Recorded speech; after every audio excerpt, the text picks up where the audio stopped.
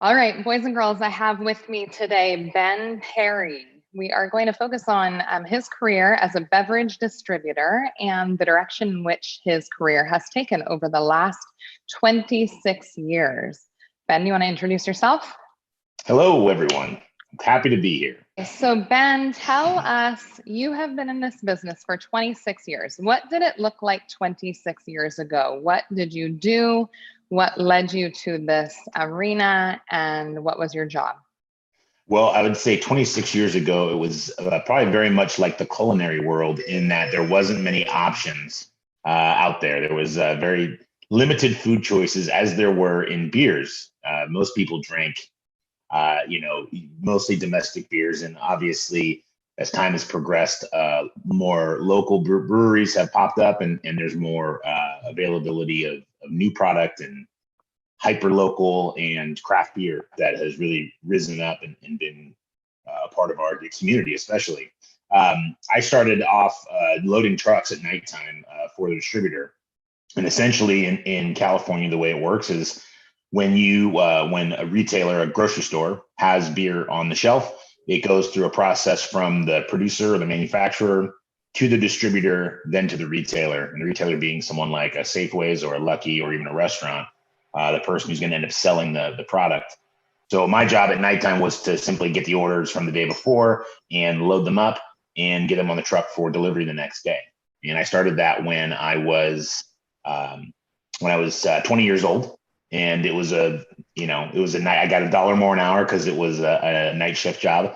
I made a whopping $8 an hour to do that, and it was. But 26 years ago, minimum wage was like $3.50 or something. It was. I didn't want to say it was like $5 or $5.25. So it was. Okay. It was definitely above the median. So I think like right now that would probably be like $26, $27. Mm-hmm. But it was a job that, I just kind of fell into and I didn't really know anything about it. And then the progression through the career, once you kind of figure out how to load trucks at nighttime, it's not as rewarding as you would think. So you then are looking into other things of the company. And it then went from, night shift to day shift, which was unloading the trucks. And then I started progressing more towards getting out of the building and doing service for customers. And that's kind of where led me where I'm at today, which is then servicing and installing beverage systems for people. At that time, focused mainly on beer, but it was able to get me out of the building and out into the one of the biggest perks of my job is that I don't have an office to sit in. I drive around, and sometimes traffic sucks, but for the most part, it's great to be out and about on nice hot days, cool afternoons, and be able to not be stuck into an office. When you first started this career and you talk about beverage distributing, you were primarily focusing on beer, correct? Right. Yeah. We did beer and water and like Snapple and Arizona iced tea, stuff like that. Okay. So basically every beverage that, whether it's a soda or an alcoholic product or what have you, it's going to become from a distributor. Someone is basically warehousing all that, and they have contracts, that you can basically, so not more than one person can sell that product in the area. And then you basically have the distribution rights, and it's usually by county of what you can sell. I think we have to start really small. So what is a distributor? Okay. So a distributor is someone who is going to basically they purchase the products from the manufacturer. So the breweries or the wineries or the soda companies, they buy massive amounts of different, let's call it beer. They buy different cases and kegs for sale. And once they purchase that and it comes to their warehouse, they then have a sales team that will go out and then sell that product to certain stores. So when you started, you worked for the distributor and you were the person Correct. Who then brought the product to the location. So from the distributor. Initially, I was at the distributor and then I loaded the trucks for delivery. And then eventually I would then deliver. As I progressed in the career path, I was a delivery driver for a while where I would take it to the stores and drop it off. So let's talk about the restaurant side of it, because we are focusing on hospitality. And so we're looking at restaurants and hotels and places where we welcome people in. So in a restaurant, what kind of distribution do you offer them? Well, now what we did, that same career path led me into sales as well. So I was going into the restaurants, going into different venues. And it's everything from restaurants to fairs and festivals and everything in between. It was specializing in any place you could consume on site. So you're going to have it at a restaurant. You're going to be able to drink your glass of wine or bottle of beer there. Same thing at a concert or any sort of event. That's what I primarily focused in for sales. And that would help me get into, like you said, hospitality, of helping people come up with new ideas to help promote certain products. And so we have talked about profit margins in restaurants, and understand that the profit margin is better for a beverage than it is for a food item, because there's less hands that need to be in it. When you're serving a beverage, Yes. you don't need a cook and you don't need a prep cook. You just need the person who's pouring the liquid, whatever that is, the beverage, and passing it on to the guest. And so that's a really great opportunity for restaurants to make money. So the beverage distributor and your contact with your company is really important, because they're the heart of your restaurant profit. Correct. So that's why when you go to a restaurant, they're always upselling you a drink. Would you like an iced tea? Would you like a soda? Would you like a glass of wine? Would you like a beer? Something to enhance the meal, get you to stay longer, and your profit is larger because the drinks are more, not necessarily more expensive, but the profit is higher. Right. And that's really what translates to what I'm doing today, which is a perfect beverage system, draft system with kegs, as you and I discussed before. If that system doesn't work right, it eats into your margin immediately. So let's take a look at the pictures that we have, and you can explain to them what that is, and maybe they'll have a better understanding of what we're talking about. So let me share the screen again. Okay, so why don't you tell us what a keg is, what its purpose is, and why it's important? Right. So right there is, that's called a standard keg. It's usually 15 gallons or 15 and a half gallons. Most of that's usually associated with beer. And that is designed for the brewery. What they want you to do is to sample beer from a keg. It's generally not pasteurized or treated, so has a fresher taste. And pasteurization in liquids is a process to have a longer shelf life on them. So in this case, the keg is brewed at the brewery, and it's transported cold, it's stored cold, and it's delivered cold. The idea in that you don't want it to warm up so the flavor doesn't change. And then this will then gets right into the refrigerator of the restaurant. And at that point, it goes right online. And so the idea is that this kind of treated like eggs. They're very fragile. They don't want to get them too hot. And you basically want to take extra good care of them, because inside of that is all your profit. So would it behoove a restaurant to serve more beverages out of a keg or out of a bottle? It's honestly, keg is better. There's a better margin on the liquid inside, because you don't have to worry about the bottles and the cans and the packaging. It comes in a reusable keg. So that keg, once it's emptied, will get returned back to the distributor, then back to the brewery, cleaned, refilled, and reshipped. So it, Awesome. It could be in New York one month, and then later in the year be in Florida, and then wind up in someone's restaurant in Santa Rosa. What's the environmental benefit to using a keg? Well, in this case, you are using less glass and aluminum.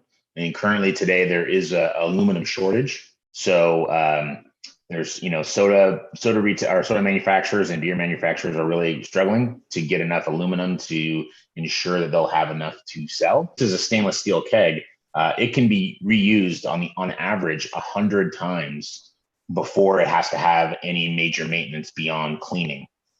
So in this case, being able to have all that liquid go through there, you're talking 1,500 gallons of beer or wine or what have you through that, it's going to pay for itself. And really at that point, your only worry and your only cost is then transporting it to and from the manufacturer, the brewer, which again is kind of why there's such a big push for such local products, because now this isn't traveling from Chicago back to Windsor. This is going from Healdsburg to Windsor or to, San Rafael. Keeping it somewhat hyper local reduces carbon footprint and transporting it back and forth. But there has been a big insurgence in plastic, utilizing plastic kegs that are 100% recyclable.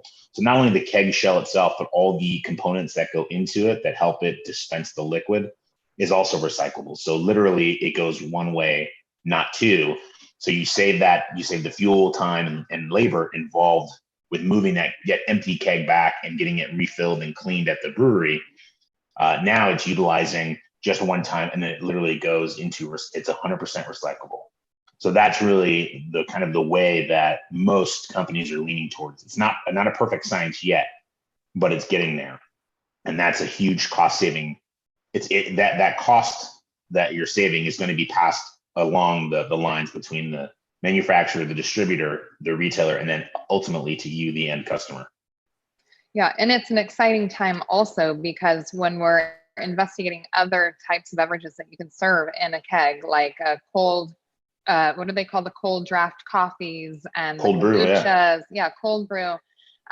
So it's not only a cost incentive, but it's also the environmental incentive. And so we're working in a really good direction as far as that's concerned. Yes, that's correct. Tell us about this long draw system. I can see that they're connected to the kegs, and how does that work? Well, in this situation, you've got a beer system that's in the very far back of the restaurant. A lot of times you'll see it at the bar of a restaurant. You'll see the kegs directly underneath. This is a little bit better way because you have more storage because you're going to walk in versus having a very small cramped bar refrigerator. And the idea is that this system is able to put the kegs from a further distance away and maintain temperature all the way up to the front of the restaurant. And there's a lot of, it's a higher investment cost to get into, but the ability to store additional kegs, have more kegs than you traditionally would, is the upsell here, is that you have a bigger variety and a better way of storing backup kegs and other, so you can look how big that fridge is. That's called a walk-in refrigerator. They call it the walk-in because you legitimately can walk in it, and it's freezing cold. It's like the backside of when you go into a grocery store and you open the fridge for your, gallon of milk. Well, on the other side is the walk-in refrigerator, and that's how they, put all of their product back there. Right. And if this system isn't done properly, then you're going to have warm, hot, foamy beer that's people, A, aren't going to want to drink, and B, you're going to lose a lot of money. So when it comes to revenue, if it's perfectly installed and balanced properly, you're going to make the most amount of money possible out of those kegs. Right. And so here we are in the walk-in. You see the lines that are running up to the service area, and tell us about the taps.